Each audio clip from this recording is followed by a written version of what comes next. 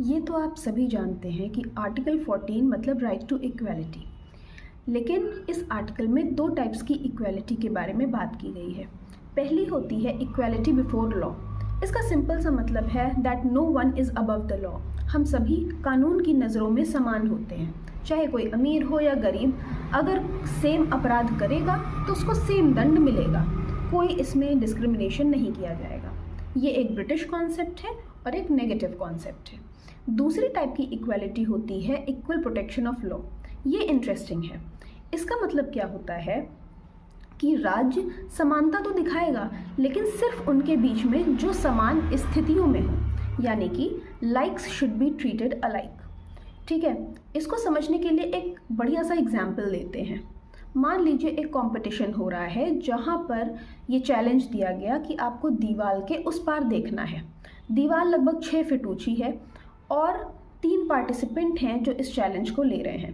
पहला व्यक्ति समझ लीजिए कि 7 फीट या 6 फीट का है, ठीक है। दूसरा व्यक्ति 4 फीट का है और तीसरा व्यक्ति बेचारा डिसेबल्ड है जो कि व्हीलचेयर पर बैठा है।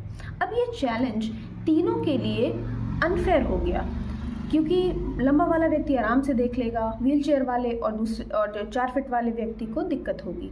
तो ऐसे केसेस में राज्य क्या करेगा? ऐसे केसेस में राज्य शॉर्ट व्यक्ति 4 फीट वाले को और व्हीलचेयर वाले व्यक्ति को स्पेशल प्रिविलेजेस देगा, ताकि इन तीनों के बीच में समानता इस्टेब्लिश की जा सके। ठीक है, तो फॉर एग्जाम्पल भारत में होता है इनकम टैक्स। ठीक है, हम सबको इनकम टैक्स देना है, लेकिन सबको अलग अलग इनकम टैक्स देना है अपनी इनकम के हिसाब से। हम सब अलग टैक्स ब्रैकेट्स में फॉल करते हैं। ये होता है इक्वल प्रोटेक्शन ऑफ लॉ। इसका मतलब है कि राज्य डिस्क्रिमिनेशन भी कर सकता है फाइनली स्टेट में, सोसाइटी में इक्वालिटी को इस्टेब्लिश करने के लिए। ये एक अमेरिकन कॉन्सेप्ट है और ये एक पॉजिटिव कॉन्सेप्ट है। अगर आपको ये वीडियो पसंद आता है तो please like, share and subscribe to my channel. Till then, take care, bye.